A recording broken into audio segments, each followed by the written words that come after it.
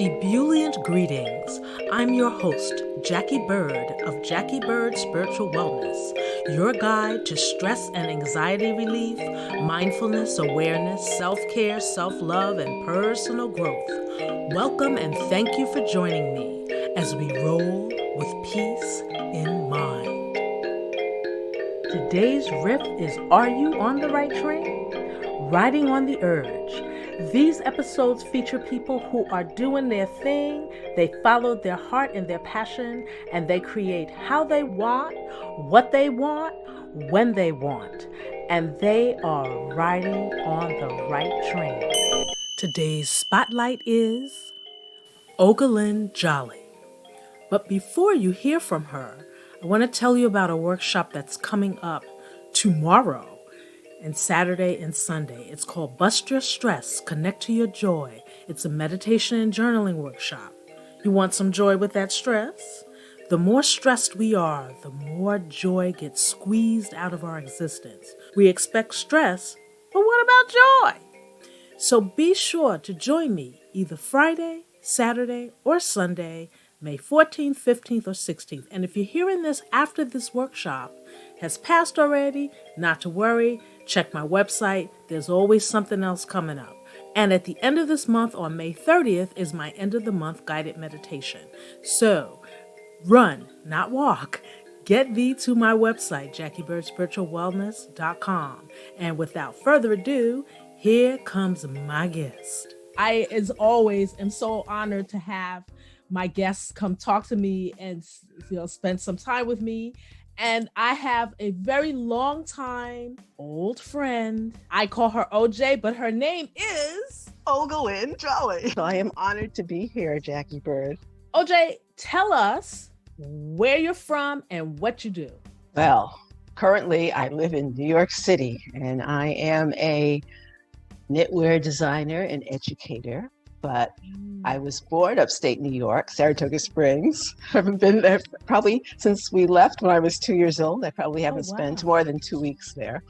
But I grew up in Rhode Island, the beautiful ocean state. What's so awesome is that OJ and I have been friends for more than half our lives. How about that? How about that? Yeah. Wow. I'm just going to love on her for a minute, y'all. What is so wonderful and valuable to me is that, sometimes it's hard, especially as you get older, to make friends.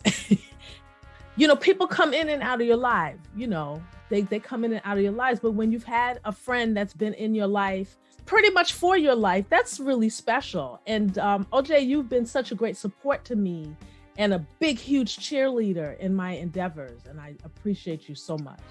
Oh, JB. I know. I really got over. I know. God, here we are crying now. I know. Oh, thank you, my dear, dear, dear friend, for being there for decades. Yeah, we got all wussy on y'all. What the heck? Yeah. Okay. Yeah, but I had to get that out there, So having said that we've been friends for more than half our lives at this point. One thing that's valuable about having a friend for so long is you get to see them develop. You get to see them flourish. And you and I started off in the show Sophisticated Ladies. That is correct.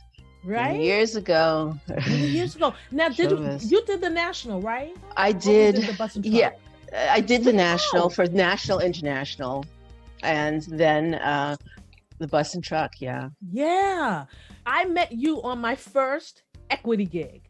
It was my first. And for those of you that Actors Equity is the union for theater performers. So that was back then, it was a big deal to get your equity card, a big, big, big deal. And OJ I was a swing and I was covering your slot. Yep. That's right. and so you were one of the first people I knew of to leave the industry. Like just really? Poof. Yes. Oh, wow. Yes. That's interesting. Yeah. It was like we did the national, right, and international. I got bumped off the international part of the show, but you did the international, and then we did the bus and truck together. That was an 8-month Odyssey. Yes. And you were done. You were like, I'm out. Oh, yeah. I had sort of been planning for a while. I knew that as much as I loved performing, as much as I loved the physical act of dancing, you know, when the body is good, it feels so good to be, and also working with a group that, you know, camaraderie of rehearsals and, you know, getting shown.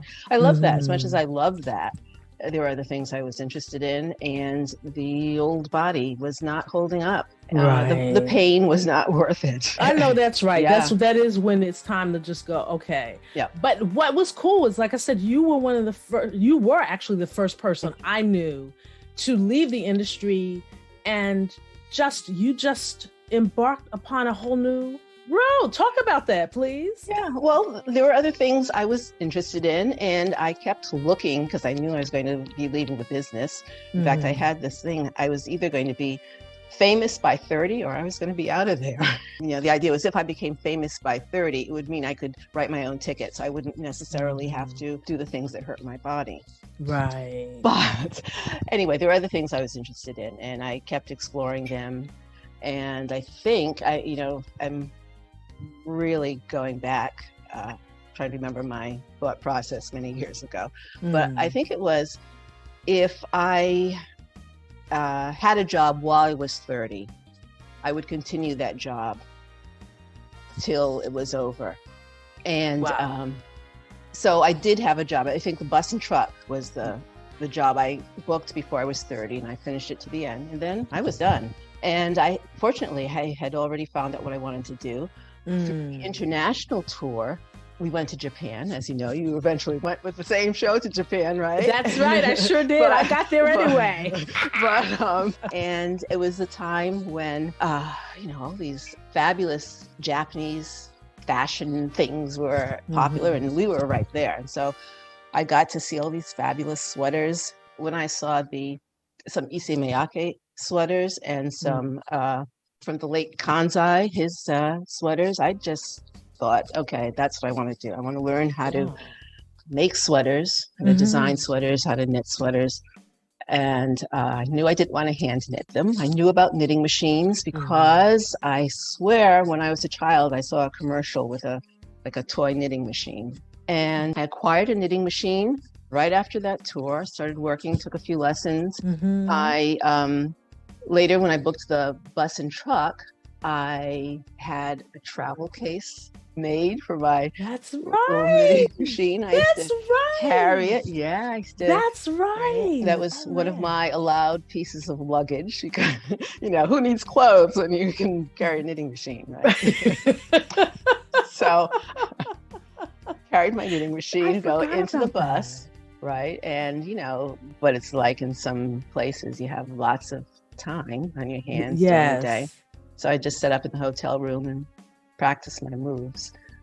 Later on, when I got off the tour, I took some serious knitting lessons and honed my skills, started working for a few people here and there, and that's how it began. Wow. But I forgot about you having that knitting machine on tour.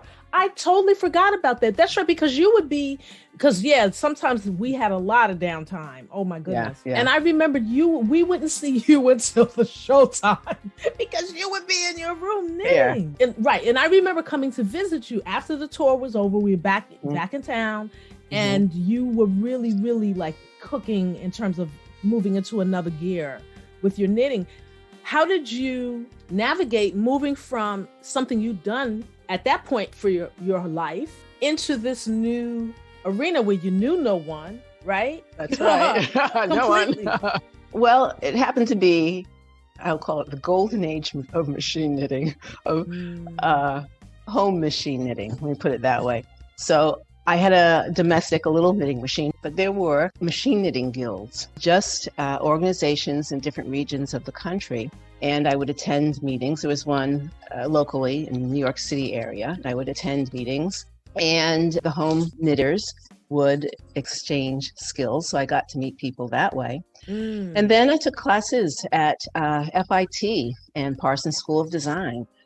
One of my best teachers. I can't even find words to describe her. Susanna Lewis taught at Parsons. I got to study with her, and she had written this book, A Machine Knitter's Guide to Creating Fabrics, which was just the book. In fact, machine knitters call it Bible, the home machine. Just really, really good. It's still good today, even though many of the machines she mentions in the book are no longer manufactured. But as far as theory and principles go, it's a really great book. And I got to study with her at Parsons. And wow. So little by little, I got to meet people. Through the Machine Knitting Guild, there were some designers who would go, I guess, just to hone their skills, or people who were just starting businesses. And so I got to meet them, and I got to work for them, production work for them here and there. Oh my goodness. So that's little by little, that's how I got my foot in the door. I got my toes wet. Yeah. So you just started to go and put yourself out there and meet and connect with people. Yeah. Yeah. So, and what's so wonderful is you've come full circle. Those two places that you studied at, you are now on the faculty. Oh, that's right. I'm on part-time faculty at each of those places. Yeah. That is just so awesome. So I remember you were knitting swatches for people. Yeah. That was one of the most fun jobs I ever did, and I still enjoy doing it. And the reason it's so great is that you get to use a whole bunch of skills and just a little piece of fabric, and you just put it in there. And my favorite part is creating or developing stitch patterns, a complete small piece. And it doesn't take too long. The thinking may take a long time, but the knitting won't take a long time. And I loved that. You took time off to raise a child. I did that, yes. A very, very responsible young man. When we reconnected, we were both at that point of, okay, what am I gonna do with myself? That's right. Because for you, the whole swatch thing had kind of dried up. Yeah, it dried. I kind of left for a little bit because we were homeschooling our son. My husband and I, Ken and I, were homeschooling him. So that takes a lot of time. And when my son became about 6 or so, I kind of had to leave the business. While I was gone, the whole knitting industry changed. And not only that, people I knew were no longer with the industry. They had passed away, or they had retired, or they'd moved on. Wow. So, yeah, I kind of had to start again. Yeah, but this is one of the reasons I find your story so compelling. Okay, now what do I do? This is something I love. How do I don't always like using the word reinventing, because it's like, you just make different choices. Oh, she reinvented herself. Well, she's still who she is, but she's doing something different. So, but you were like, okay, now how do I get back in with the new playing field? And a lot of people are in that position now where they've stepped away to raise a family and they come back out and things are very different. Yeah. Fortunately, not everyone. I have to correct myself. Not everyone had left. I did have one associate who helped me with a couple of interviews. And I suppose just putting myself online. It's amazing how many connections I've made by just having a website, trying to, post regularly. The reason I'm reacting here is because so many, particularly young Black people starting out with their businesses, do not have websites. Oh. You have Instagram and you think that that's it. Oh, no. And Facebook. School them, OJ. Yeah, the website is it. It establishes you as a real entity, not just someone who has an account on whatever, Instagram or Facebook or whatever. It's a place where people can see a little bit about your past, see what you are currently doing, and it basically legitimizes you. Yes. So I've had many people reach out to me through the website, through the contact page, through the form. And I've made several connections that way. Yeah. And so as you reemerged into the industry and your contact was helping you with a couple of interviews and you set up an online presence in terms of having a website, your career has kind of morphed and shifted. Can you talk about some of that journey? Yeah. I originally, when I got back in, I learned that my position no longer existed. In other words, my position making swatches, developing swatches for other people didn't really exist as an occupation anymore. I had to figure out what it was I did want to do. For a while, I even considered maybe I won't go back to knitting. Maybe there's something else. I had all this experience with homeschooling, but maybe something along there. I mean, we were working on a book for a long time. Yes. And it's great. We have to get back to it sometime. And I'm glad that you said that, because I was thinking maybe within the last couple of months, we had this really great book we had started writing. Yeah. And I wanted to know if you wanted to go back to it at some point. At some point. Yes, yes. So stay tuned, y'all. Stay tuned for that. And it was so much fun writing it. It was. I love the premise, story, where it was going. Yeah. Yes. So we have to pick that up. All right. So you were considering whether to continue in the industry. Yeah, I didn't know how to find my way. And then I was going to do patterns for the machine knitters, and there really didn't seem to, I couldn't connect with that many machine knitters at the time. But there were people, former acquaintance, former colleague, had asked me if I could create some machine knitted fabric for her, because she was now retired. She was used to, getting the best sweater knit fabrics. And she was no longer able to get them where she was. So she asked me to do it, which I did. And it led to another one and another one. And then I realized that there probably is some sort of market for machine knitted fabrics, for sweater knit fabrics, because the ones that are available were either all synthetic fibers or uninteresting. So I started looking for a way to get my designs produced. And if I do that, then I could sell yardage to the sewing industry, to especially the home sewers who don't have access to it and they want to cut and sew sweaters. So even though I had primarily done sweaters that were full fashion, meaning that you make each piece to shape, there was a whole market I saw of people who sewed, who wanted to simply cut and sew the sweaters. And that's a whole other sweater market. But the problem was I didn't have any factory connections that did yardage. So I had to search for that. And I didn't know how to really do it. No one, people would help me, but then the mills, the knitting mills were, far away. They were in New England, or they were in Ohio, in California. Eventually, like after about a year, I found one in New Jersey. I found one in the Bronx. So I would contract the mills to knit some of my designs as fabric. And I sold them by the yard to interested sewing people. People, home sewers mostly. But occasionally I'd get like a television studio who wanted to connect, or a designer, or several actually emerging designers. They're just starting, and maybe they were doing sportswear and they wanted to have some sort of fabric to do a cut and sew sweater. So I worked with a bunch of people that way. I was able to get connections because of a website. They were fine.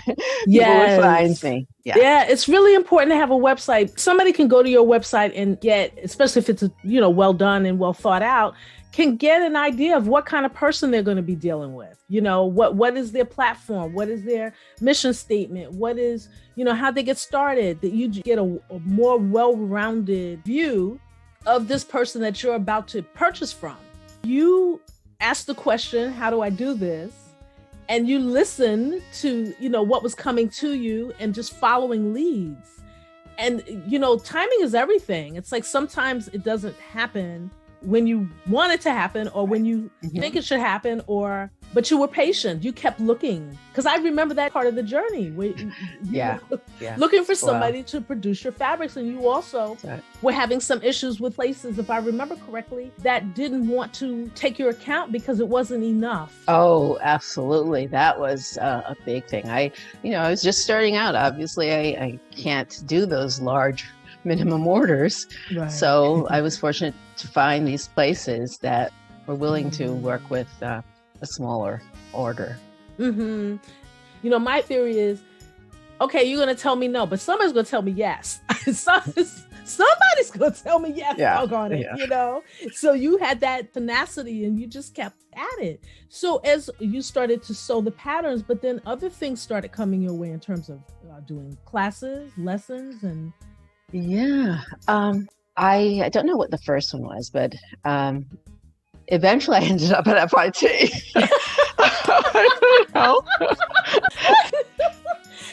And for those of you that don't know FIT, Google it. FIT is like one of the premier fashion schools, period. Not just in New York, just period.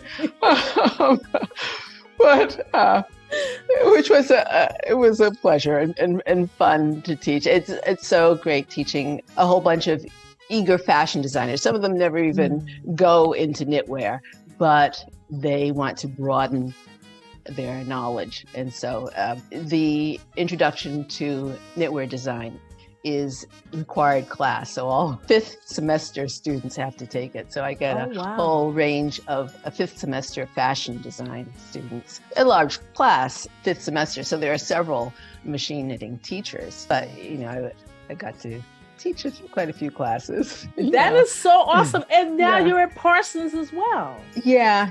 That they have He's not so done modest, any studio. He's so modest. Well, I was going to say, so they haven't done any studio classes since the pandemic. So even though I'm officially a part-time lecturer, as it's called, no classes. FIT, we were able to translate classes to a home knitting environment where we teach the same machine knitting skills, but on what's called a knit loom. Parsons, they're trying to figure out how they're going to bring the studio classes back. But so far, last semester, nothing yet. So I enjoyed teaching there, though, so much. It's a big, bright studio and a small classes, and the students are extremely eager to learn. Oh, in fact, so many of them. Pleasure. Yeah, and many of them actually contact me after they leave the class just to ask me about something. Oh, that's so cool. Yeah. So it's always good to hear what they're doing and to see that they are still interested in machine knitting. Oh, that's so nice. I advise some of them on, what machines to get and so on. Speaking of what machines to get, you want to talk about what machine to get? Oh, well, there's this one. Yes, talk about this. This is my newest, and I'm truly enjoying it. It's called a Knitterate. 3 or 4 years ago, it was a Kickstarter project, and I'd been following one of the founders of the company for quite a while on Twitter, I guess. And I followed him through his earlier knitting machine, hoping that it would come to market soon, or the instructions or something would be available. Literally, made it himself. But then this thing was developed, and so I jumped right on it when it was on Kickstarter. So I got one of the very first machines, and I'm quite thrilled to be working with it. It's like a mini industrial machine. It sits on a table, and it's fun. And now I'm an independent contractor working with a company. I do demonstrations and and that went from following this man on Twitter. Yeah. I mean, we corresponded after I was an early bird backer of machine on Kickstarter, just because I wanted to see how we could, maybe we could do some sort of project with my FIT students at the time and so on. I think we corresponded about something else too. And eventually I was asked if I wanted to be a Knitwear ambassador. So I'm the Wow. North American Knitwear ambassador. All right. Yeah. I mean, what is this so wonderful? Again, is, going from not knowing how to step back into an industry that years prior to that, you stepped into not knowing anyone, to being an ambassador for a knitting machine. Well, the name is kind of fancy, ambassador. I like ambassador. We're going to keep that. We're going to keep a consulate or anything. Or no, I like ambassador. I like that. No, that just shows that you gotta stay with it and not give up. Stick to your dreams. Don't give up, because the way that they manifest, you don't know what that's gonna be. So I think it's just such a great example of what's possible. Yeah, I think the idea is if you have a great interest and passion, maybe in something, it's not necessary that you get to do it right away the way you want to do it. But if you talk about it with whoever will listen, and if you let it be known, spread the word out into the into the cosmos. Might as well go big. Yeah, might as well go big. That's right. Eventually you make connections with other people who are interested, and sometimes good things develop out of those connections that you make. Yeah. Oh man, that is so great. So currently, first of all, you did one already, right? For Vogue Knitting? A workshop? Yeah. Talk about that. Yeah. Okay. So this is someone who didn't find me originally through my website. She found me originally through Instagram. We need to have that too. Yeah. We need both. But right. So I was approached and asked to teach at the next, what they call Virtual Knitting Live by Vogue Knitting. Vogue Knitting has, before pandemic, Vogue Knitting used to have various knitting conventions, I'll call them. 3 or 4 times a year in various locations. But as we all did, they had to shift things around. And so now, it seems every month, they're having these little online live knitting events. And what I'm thrilled with is it used to be primarily a hand knitting. They'd maybe have one machine knitting course, but now they have several machine knitting courses. So I'm not the only machine knitting teacher there. There are, I think, maybe 5. And they offer about 10 classes in machine knitting, which is wonderful. And it's almost a throwback to when I first started machine knitting, where there used to be machine knitting conferences, and machine knitting was more integrated with hand knitting. My goodness, that is fantastic. Okay, I was trying to say 2 words. It was like, which one's going to come out first? Oh, so I'll say fantastic. Oh, okay. So yeah, it is. It's great that's happening. Yeah, that's so awesome. So wait a minute. These people just approached you? You had not... Yeah, I was just asked to do it. And then I didn't know, I wondered, what topic will I do? And I have a Facebook group that's mostly for the cut and sew aspect of my business. I teach a course online, my own course on how to cut and sew a sweater.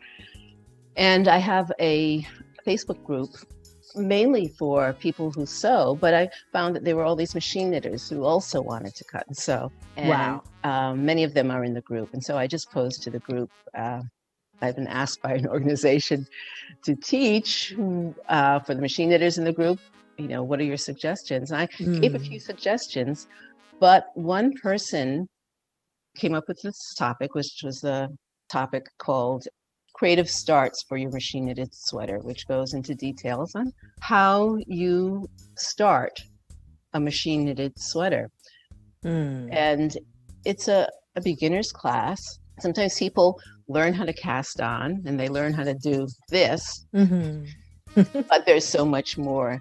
And you can be a beginner and you can add creativity to just a simple sweater by just having something fancy at the beginning. These starts, you start at the bottom of the sweater. So these starts go at the bottom of the front, the back, or the bottom of the sleeve, like a cuff. And that was suggested by someone. And I think it was the second most voted, the second highest one. And I thought, that's an interesting topic. And I bet I'm so glad that person name is Fiona. Wow. I'm so glad she suggested it. Uh-huh. And wow. And that was smart to ask. Oh, on your part. I've learned to rely on the people who are interested just to find out what it is exactly right. that they're interested in. Yeah. And okay, so you mentioned that you have a cut and sew course that you teach. Yes. And that's available? That's available online through my website. Mm-hmm. Yeah, I did a course because I was doing yardage, and a lot of people who sew were having trouble, not with my fabric necessarily, because I hadn't put my fabric out yet, but they were cutting and sewing sweaters. There are a whole bunch of new sewing patterns for cut and sew sweaters. The major pattern companies have released them, and there are a whole bunch of independent pattern designers who have released sewing patterns for sweaters. And people who sew were simply having trouble because it's a little tricky until you get the idea. Mm-hmm. So, and plus, and as I said, I was about to release my my yardage too. So I saw a need. Right. So I created the class. And as I said, not only sewists enroll, but a lot of machine knitters who want an easy way to make a sweater. Because as a hand knitter, it gets complex with the increases and decreases. Yes, it does. Shaping, all that. Yes. So this way, if the beginners already have sewing skills, especially, they can jump directly from beginner machine knitter to fancy sweater.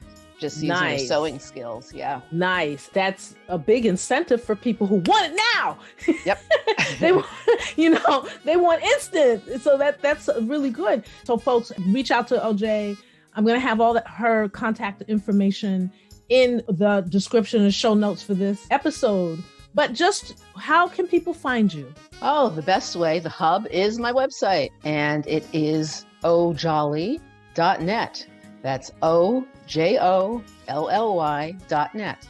And there are connections to all my various enterprises right there. See, and that's the other advantage of having a website, because everything that you do can be right there for people to check. And make sure when you go to OJ's site, join her mailing list.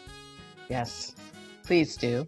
Yeah, join her mailing list. That way you can keep up with her. Yeah, you can keep up with her because she's got a bunch of stuff going on. So OJ, in terms of where you are in this moment, what are you cooking up in terms of dreams? It's funny for me to say this after going through everything we've just spoken about, but I'm dreaming of simplifying things just a little bit. Yeah. Very often, feast or famine. And I am so lucky I am feasting right now. I love it. But I just want to sort of mellow things out a bit and just pick projects that I particularly want to do and I have a great desire to do. And, I know what they are. So that's not the problem. But I need to make time for this and to blend it with my personal life. Right now, everything's jamming up against each other. And so that's my dream. I love it. Thank you so much for just giving us so much wisdom, because it's interesting that we hear the journey, but also now the desire to simplify. And that's important for people to hear, So thank you so much, OJ. I've been trying to get this woman for months. Jackie, it's always a delight talking with you. And I love you. I love you too. Thank you so much. I hope that you enjoyed that and was thoroughly inspired and uplifted by what you heard. If you are in a situation currently that is unfulfilling to you, be it a job or a career you've been pursuing, and you feel like there's something else that you really want to do or you already know what that is, get quiet, sit still, breathe in and out deeply, and begin to envision what that is that you wish to create. And remember, there's nothing too big. It's only small ideas. Think big and write that down. What is it that you wish to create? Write it down, put it in your phone, speak it out loud to people that are supportive of you, and go for it. Go for it. Don't delay. Start now, even if you plot in your mind what your escape plan is going to be. But go for it. This life is meant to be lived to the fullest. Take advantage. No matter what is happening in your life right now, there can always be room to create more. Thank you so much for listening. Please remember to visit JackieBirdSpiritualWellness.com. Join my mailing list.